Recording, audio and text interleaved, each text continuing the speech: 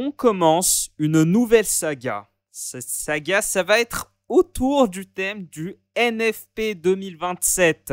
Oui, l'initiative a été lancée, on n'en a pas trop parlé à part dans les niches comme la mienne, mais ça s'appelle Front Populaire 2027. Alors, on est le 6 juillet et je ne trouve pas de site comme il y a eu pour le NFP, mais voilà, en tout cas, l'initiative, c'est une potentielle candidature unique de la gauche pour les élections présidentielles de 2027, de la même façon qu'il y avait eu un nouveau Front Populaire pour les élections de 2024 après la dissolution de l'Assemblée nationale. C'était pour les élections législatives. Petite parenthèse, on parle beaucoup de nouvelles dissolutions. Franchement, les pigistes, vous vous excitez pour rien. Alors, est-ce qu'on aura une candidature à gauche? Si c'est candidature unique, si c'est le cas, ça sera historique. Sauf que il y a plusieurs choses dont il faut parler, messieurs, dames. Parce que là, première chose, ça va se faire sans la France Insoumise. Et deuxième chose, c'est le sujet de la vidéo, c'est la réaction du Parti Socialiste. Alors, c'est un petit peu le bazar, mais vous en faites pas, je vais tout vous expliquer et on va spéculer sur les possibilités éventuelles, hypothétiques, d'une candidature unique à gauche et tous les enjeux que ça soulève. Parce que là, je vais pas vous mentir, hein, là j'ai l'impression que c'est juste pour faire bonne figure et que ça va être une candidature unique. La moitié des gens vont se barrer en plein milieu et au final, ce sera un candidat qui va faire moins de 3%. Franchement, peut-être que je suis un prophète et que c'est exactement ce qui va se passer. Mais disons que niveau pronostic, tout indique que c'est exactement ce qui va se passer. Avant d'entrer dans le vif du sujet, surtout c'est très très important de liker la vidéo. Lâche un like, c'est super important, ça me booste pas mal dans l'algorithme. Et ça permet de dire à YouTube que t'aimes bien ce que je fais. Donc si t'es un spectateur régulier, n'hésite pas à faire ça. Et surtout si t'es un spectateur régulier, n'hésite pas à t'abonner. C'est super important. Plus de 80% d'entre vous, ceux qui regardent au quotidien mes vidéos, ne sont pas abonnés. C'est le moment. Comme ça, vous ne ratez aucune des nombreuses vidéos que je fais. Et bien évidemment, je ne peux résister à l'envie de faire la publicité du sponsor d'aujourd'hui, c'est-à-dire moi-même. Je me sponsorise, je me fais la pub à moi-même parce que je fais la pub de ma nouvelle chaîne où je parle de pop culture. En ce moment, je parle des derniers épisodes qui sont sortis de la série Rick et Morty. Je vais pas mal parler de séries animées. C'est en anglais, mais c'est un anglais qui est très facile à comprendre. Et je vais parler de séries animées pour adultes, donc plutôt Family Guy, BoJack Horseman, Rick et Morty, tout ça. Je vais parler de plein de trucs, peut-être de cinéma, de jeux vidéo. Vous avez bien aimé quand j'ai parlé de jeux vidéo la dernière fois. Donc pourquoi pas le refaire sur cette chaîne. Voilà. N'hésitez pas, normalement le lien s'affiche en haut à droite pour accéder à ma nouvelle chaîne. Alors, entrons dans le vif du sujet. Le PS se divise sur le projet d'union à gauche pour 2027, moins de 24 heures après un premier accord. C'est un article du HuffPost, comme je vous le dis. Surtout, gardez en tête, à chaque fois que vous lisez un article sur un site, gardez en tête que ce site a toujours une ligne éditoriale et c'est tout à fait normal. Tous les médias ont une ligne éditoriale et pour le coup, le HuffPost, ils sont plutôt à charge contre les adversaires de LFI. Le HuffPost, ils sont plutôt soutien à la France Insoumise, il faut garder ça en tête. Hein. Pour le coup, on a un biais énorme dans cet article, mais c'est un article que j'ai choisi parce qu'il est très intéressant. Cette histoire avait commencé avec ceci, excusez-moi, ça avait commencé avec ça. Un tweet de François Ruffin, qui n'est plus à la France Insoumise, qui a très largement pris ses distances. Aujourd'hui, naît le Front Populaire 2027, une candidature commune, un programme commun pour changer un peu, en mieux, la vie des gens dans notre pays, pour se loger, se déplacer, se nourrir, s'éduquer, etc. Merci au stagiaire qui a rédigé le tweet, peut me faire. Donc là, on voit le logo Front Populaire 2027, conférence de presse, c'était à Bayeux le 2 juillet 2025. C'est toujours d'actualité, hein. Je vous garantis, je vais faire beaucoup de vidéos là-dessus parce que ça va être un truc qu'il faudra suivre de très très près. Une candidature à gauche avec de telles personnalités, parce que là, on a qui? On a un mec qui était connu pour être un des plus fervents mélenchonistes. On a Ruffin qui est de gauche, plutôt, même s'il est plus à la France Insoumise, on va dire au niveau du courant, au niveau des idées, au niveau de l'idéologie, je pense que c'est quasiment la même chose. On a les écolos avec Marine Tondelier, on a le PS avec Olivier Faure, on a Lucie Castet qui était la candidate au poste à la fonction de Premier ministre la dernière fois, au moment de après donc les résultats des élections législatives. Donc si on a une union entre toutes ces formations, sachant qu'il y en a d'autres, hein, il y a même Génération.s, oui je sais, ça devient un mème à tel point, enfin le Génération.s, je sais même pas comment on doit appeler ça, Génération.s, je sais pas comment, c'est le truc de Benoît Hamon, voilà, c'est Hamon. Génération. Il y a d'autres formations à gauche. Mais s'il y a une candidature unique pour des élections présidentielles, franchement, les élections présidentielles qui sont en France, généralement, c'est disons que ce sont des élections où il y a assez rarement des surprises. Hein. On a quelques-uns qui savent qu'ils vont passer au deuxième tour et quelques-uns qui savent qu'ils ne vont jamais passer. Donc, quel type de candidature ce sera? Bref, ça avait commencé avec ça. Vous aurez remarqué que LFI n'est pas là. La France Insoumise n'est pas là. Justement, ça cause beaucoup d'ambiguïté. Alors, on a eu ce communiqué. Ce communiqué, c'est déclaration du TOC. Le TOC, alors je sais, je vais vous épargner les détails, mais c'est des gens, gardez juste en tête que ce sont des gens du Parti Socialiste qui ont émis ça. Voilà. Et que ça parle de textes très très importants pour le parti. On parle de textes au niveau du niveau du Congrès, tout ça. Donc des gens du PS ont dit, nous prenons connaissance du communiqué de création, etc., signé par le Parti Socialiste sans aucun mandat préalable de ces instances souveraines, CNBN, sur son contenu. De plus, tant sur le cadre qui reste ouvert à l'EFI que sur le calendrier pour décider du mode de désignation d'un candidat commun de la gauche au présidentiel, en pleine campagne des municipales, cet accord n'est conforme à aucun texte d'orientation voté au Congrès. Nous demandons que le prochain Bureau national vote sur la ratification de cet accord et sur le processus qu'il contient. En tout état de cause, nous rappelons que nous demandons que toute décision, c'est lourd franchement, revoyez votre style les gars, que toute décision sur le mode de désignation du candidat à la présidentielle prévu dans cet accord en décembre soit soumise au vote des militants socialistes. L'unité, etc., blablabla. Voilà. En gros, c'est des gens du PS qui n'étaient pas très très contents parce que Olivier Faure a un petit peu agi en catimini sans prévenir le Parti Socialiste. Non, je ne veux pas de short, vous êtes très gentil. Alors, à Front Populaire, le PS se divise déjà sur le processus d'union porté par leur premier secrétaire Olivier Faure, le 2 juillet, aux côtés de plusieurs autres personnalités, chantres d'une candidature commune à la prochaine présidentielle. Merci, mais mon forfait téléphonique se porte très très bien. Alors, le député de Seine-et-Marne, qui a fait campagne chez les Roses sur la promesse d'une plateforme commune allant de Glucksmann à Ruffin, et donc sans la France Insoumise, s'engage dans une démarche qui ouvre en théorie la porte aux mélenchonistes, insupportable pour ses anciens opposants. Le courant de Nicolas Meyer-Rossignol, je vous en avais parlé dans la vidéo qui avait plutôt bien marché, où j'avais dit le parti inutile, j'avais qualifié le PS de parti inutile.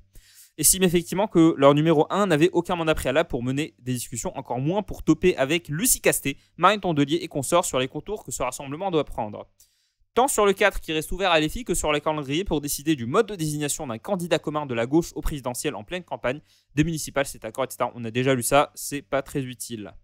C'est un fait, les trois candidats à la tête du PS ont tous promis aux adhérents de ne pas frayer avec la France Insoumise lors de la prochaine échéance présidentielle. Ils se sont précisément engagés à travailler sur un projet d'union avec l'ensemble des forces hors LFI. Qu'importe ce qu'on pense de la France Insoumise, qu'importe. Ils ont beau confirmer tous les clichés sur eux, ils ont beau confirmer toutes les critiques qu'on leur adresse, je ne comprends pas l'intérêt de faire une candidature unique à gauche sans la France Insoumise. Je ne comprends pas l'intérêt électoral en fait. Parce que symboliquement, oui, c'est très fort. C'est en gros, regardez, on est capable de faire ça tout seul sans LFI. Sauf que, qu'importe ce qu'on pense de la France Insoumise, je pense que ceux qui soutiennent la France Insoumise et qui regardent mes vidéos, dites-le moi. Parce que vu à quel point je suis critique de ce parti-là et à quel point les gens de LFI sont insupportables parce qu'ils détestent qu'on les critique, je ne pense pas qu'il y en ait beaucoup d'entre vous parmi mes spectateurs. Les gens de la France Insoumise, en fait, détestent qu'on critique Mélenchon, sauf que le problème, c'est qu'ils n'ont jamais aucun argument. À partir du moment où tu critiques l'un d'entre eux, ils sont insupportables. À partir du moment où tu oses critiquer, ils vont te dire non, tu racontes des conneries. Ils vont jamais te dire en quoi tu racontes des conneries. Ils vont jamais contredire ce que tu dis. Non.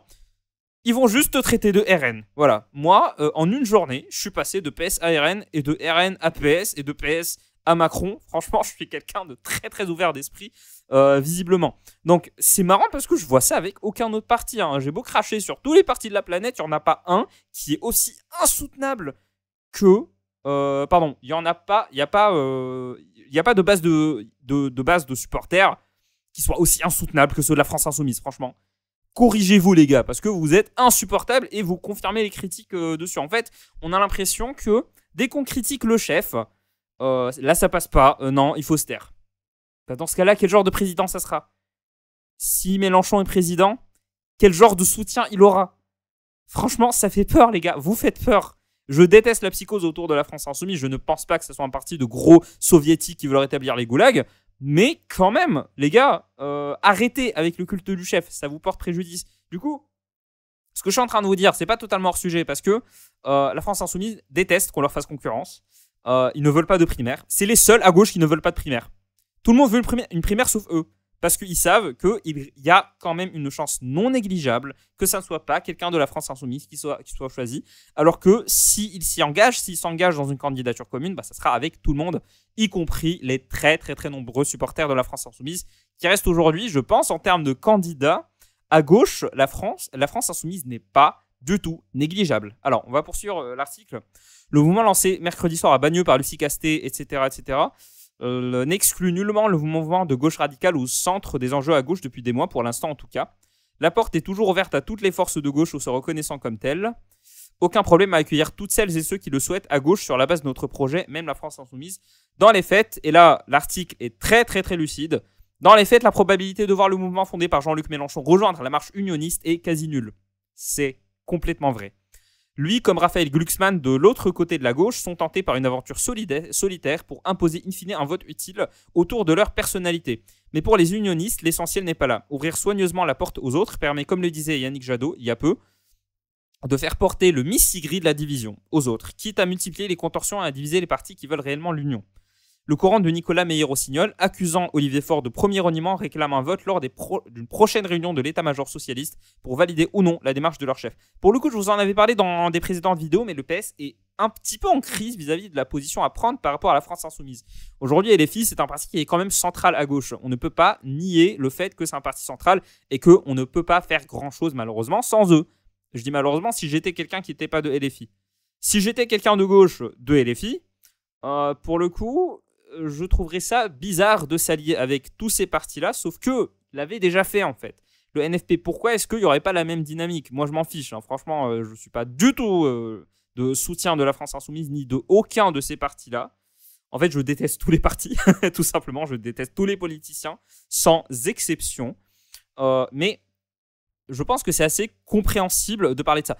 C'est super important. Le PS est un peu en crise vis-à-vis de sa position par rapport à LFI parce qu'on a Olivier Faure qui est favorable alors que tous les autres n'y sont pas. On a même des anciens dont tout le monde se fout comme Cazeneuve qui sont là en mode jamais LFI, jamais le barrage contre le... Je sais pas, contre je sais pas quoi, alors que LFI sont juste des sociodémocrates un peu plus radicaux que les autres. C'est tout. Voilà. Donc, je trouve cette psychose vraiment... je trouve cette psychose un peu exagérée. Donc, le PS doit... définitivement, tarif à Tanger. Non, je suis très bien ici, laissez-moi tranquille. Du coup, je disais, j'en ai marre. Le HuffPost ne me laisse pas parcourir leurs articles sans bloqueur de pub. Du coup, je me retrouve à faire des pubs à un public majoritairement européen pour des trucs marocains. Ça n'a aucun sens. Je suis vraiment désolé, les gars. Pour le coup, je vais essayer de trouver une manière de bloquer les pubs sans que le HuffPost ne me mette de bâton dans les roues. Donc, concrètement, on a deux possibilités. Soit ce Front Populaire 2027 arrive par miracle, vraiment, je dis ça dans le sens où c'est pas que de l'hypothétique, là ça relève du miracle. Si ce NFP arrive par miracle à faire exactement la même chose que la dernière fois, ce qui est complètement impossible, surtout vu ce qui se passe au Moyen-Orient, franchement, là, il y aurait une sérieuse chance d'avoir un candidat de gauche au deuxième tour contre le RN. Parce qu'on sait très bien que le RN sera au second tour. Moi, je mise sur soit Bardella, Édouard Philippe, soit Bardella, Bruno Retailleau. Ce qui serait extrêmement drôle. Parce que sur pas mal de points, Bruno Retailleau est plus radical que Bardella. Retenez ce que je suis en train de dire. Mais, parenthèse fermée. Ça, c'est la première éventualité. Sauf qu'il faudra mettre son ego de côté. Et il faudra mettre ses habitudes et ses traditions de côté. Parce que le PS, ça fait des années qu'ils ont pour tradition d'envoyer quelqu'un quasiment au casse-pipe.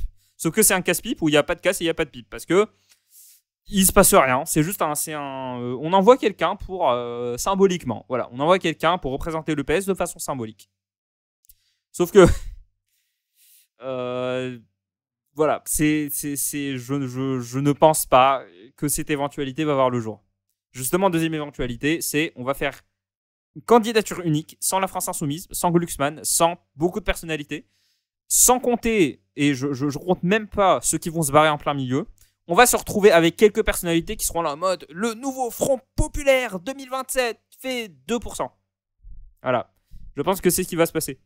Le PS en tout cas doit une bonne fois pour toutes, régler sa position vis-à-vis de la France insoumise, parce que c'est toujours pas le cas. Ils font congrès, sur déclaration, sur conférence de presse, de machin truc, et ils sont pas fichus d'avoir une réponse claire par rapport à la France insoumise. Pour le coup, je trouve que le comportement d'Olivier Faure vis-à-vis de LFI, je trouve qu'il est le plus pertinent, électoralement parlant. C'est-à-dire, entre les deux. C'est les thermopiles. Vraiment, c'est les thermopiles. C'est un passage très, très, très étroit où Olivier Faure arrive à très bien circuler. Le problème, c'est qu'il y en a qui détestent ça. Parce que, surtout avec ce qui se passe au Moyen-Orient, encore une fois, c'est un énorme catalyseur. Je sais qu'il y a des gens qui n'aiment pas qu'on parle d'Israël et de la Palestine, mais regardez à quel point ça affecte la politique française. Regardez, ça creuse des divisions. Ça met de la distance entre les partis, ce qui fait que ça va potentiellement impacter l'élection. Parce que si c'est la première éventualité, je ne pense pas, et si c'est pas justement la première éventualité, ça sera en grosse partie à cause de ce qui se passe au Moyen-Orient. Ça divise énormément ce genre de problématique. Voilà. Donc, il faudra mettre son ego de côté. Ce qui est impossible, vous avez vu les partis là. C'est impossible qu'ils mettent leur ego de côté. C'est impossible qu'ils mettent quoi que ce soit de côté. En fait, il faut qu'ils choisissent entre eux.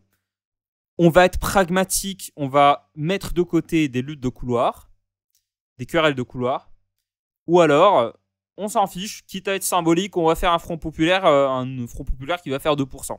Ce qui serait extrêmement marrant. Dans les deux cas, je trouve que ce serait extrêmement marrant. Voilà, je pense qu'on va s'arrêter là. Dites-moi ce que vous en pensez en commentaire. N'hésitez pas à aller regarder, à jeter un œil à ma deuxième chaîne qui est encore disponible ici. Moi, je vous dis à bientôt pour la prochaine vidéo. Salut!